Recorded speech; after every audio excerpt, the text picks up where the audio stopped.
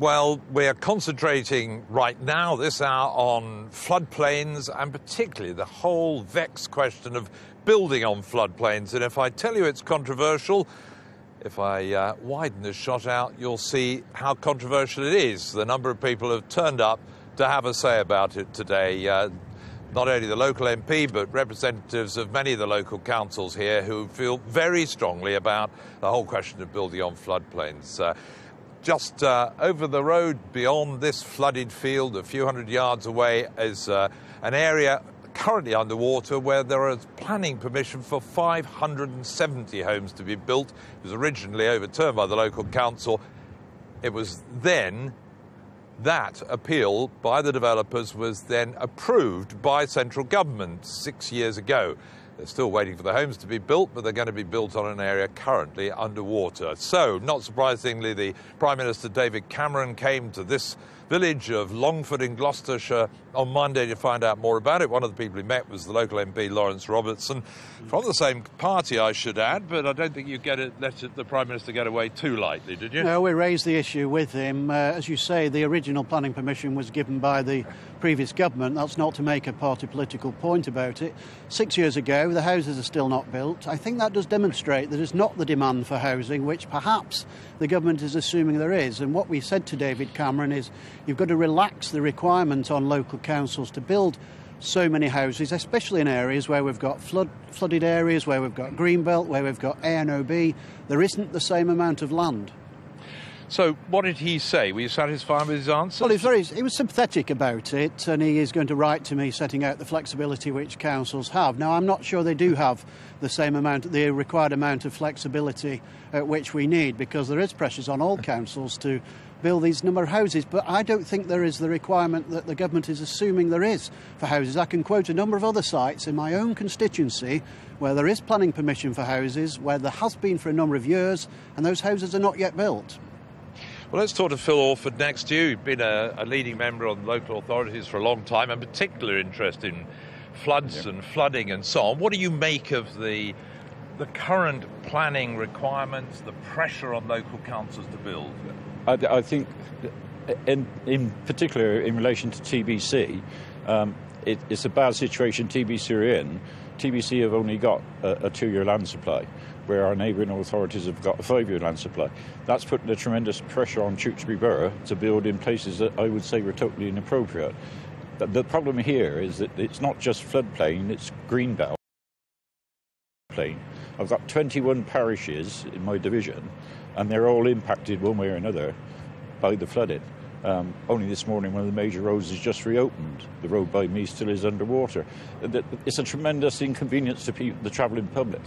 And I've also been at meetings this morning with agriculture. Now, agriculture, again, is suffering. We have to look at schemes to enable house building to go on, but also protect farmland. I've been advocating a flood relief channel for Gloucester for over a decade. At last, it's being looked at, I would say looked at, because a scheme like that would cost a lot of money. But we've got to do things to help people. The misery we saw this morning, at Sandhurst in particular, where people are sacrificing their own, saying they don't want to go back there. That's a terrible situation to be in, and it's very difficult to say to people, we're going to build these houses above you, when they know the runoff is potentially going to go into their homes. Well, David Joy is standing next to you. David, you're on the parish council down Hatherley, just up the road, and you're not in Longford itself, but you clearly feel if they build an awful lot of houses here in Longford, it's going to have an impact. Absolutely. I keep hearing the Prime Minister say that lessons must be learned from the flooding that we've experienced recently.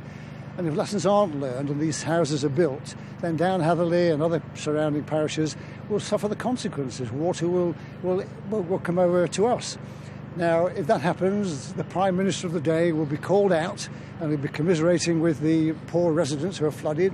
He'll be congratulating the emergency services for all the good job they've done, and we'll be left with no benefit from having appealed to the Prime Minister and his assurance that lessons will be learned. We don't think that that's going to happen, but we hope that they are. David Cooper here, just coming to the other half of our panel here. The concern most of you seem to have is that if you put building of a lot of homes somewhere on this floodplain, the water's going to simply go somewhere else local. That's absolutely correct. We in Longford are surrounded on the one side by the River Severn, albeit about a mile away, and we're surrounded by brooks that are tributaries to the River Severn. The fields that those brooks run through act as soak-ups for the excess water when we get heavy rain, high tides, as we've seen in the last week or two. And the speed that water comes up at is frightening. I came home at 9:30 on the Wednesday evening last week, and the A38 was clear. The following morning at 7:30, I tried to drive my car out of my cul-de-sac onto the A38, and it was closed and flooded. And the houses from the Longford roundabout up past the pub at Longford on the left-hand side were all flooded in the space of one night. You put 570 odd houses in Longford, okay, not on a field that floods, but that field holds an awful lot of water. If we lay tarmac and bricks and mortar on that, where will that water go? That's my concern. And clearly, I mean, the question is, where do you build? Are you saying never build on a floodplain? Absolutely not. Well, never build on a floodplain, but certainly you've got to look at the impact on the local communities around that area. I think what Tewkesbury Borough and all the local authorities need to do is to step back and take a bigger look at this. It needs bigger water management. The River Severn, as Phil's just said, needs looking at. It slows down when it gets to Gloucester, and so it backfills up to here in Longford. And it all needs looking at in the round, not just in small isolated pockets. George Sharpley, you on the parish council at Twigworth, just up the road from Longford. I mean, the Severn Valley has always flooded, and yet most of you have coped. What are your worries now, and how well do you think your river's being managed? Well, Dr. Foster has been around a long time. The water's been here a long time. The trouble is, though, if you take, for instance, the wide space where they're planning to put 3,000 houses now or soon, that's been allocated by the councils, if you dig a hole there, it immediately fills up with water. Now, they've got to manage that. They've got to do something. They've got to manage the water and come up with a water plan before they come up with a house plan. Please, come up with a plan for the water first. And Graham Locke's a local resident. You're also from Twigworth. You've come down here because you're concerned. What worries you most?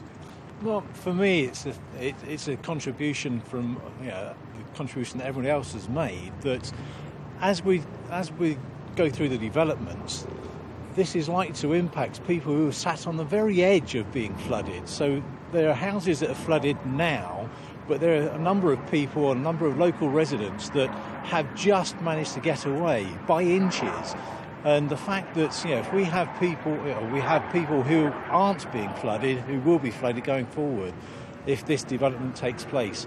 And I'm one of those residents. It concerns me greatly, and I think we need to look at the policies that the government are putting in place and the policies that the local councils will adopt in managing that water to make sure that doesn't happen. Let's leave the last word to our local MP, Lawrence Robertson. A final thought, Lawrence, on the message from all this. What have you learnt this time round? Another flood in your constituency. It's happened plenty enough in the Tewkesbury area. What are the lessons that need to be learned? Well, I don't think we learned the lessons fully from 2007, which was that don't build too many houses in areas which flood or close to areas which flood. Look, it's very easy to build new houses that they themselves won't flood. But the trouble is they push the water onto other areas, causing them to flood. And that is the difficulty. And that's what we're asking the government to recognise when it is making demands on local authorities. They've got to understand what is causing the problem in the first place. I've got a feeling you're going to be keeping pressure on the Prime Minister over this. Thank you very much, gentlemen. You can see the level of concern about it. Certainly it's not a problem that has just come up this winter. These floodplains flood. That's the very nature of them. Should we build on them? Clearly a lot of people here feel it's a very high-risk strategy, and if the government wants to build more homes, look for better places for them. And guess what? It's raining again. From Longford in Gloucestershire, back to you in London.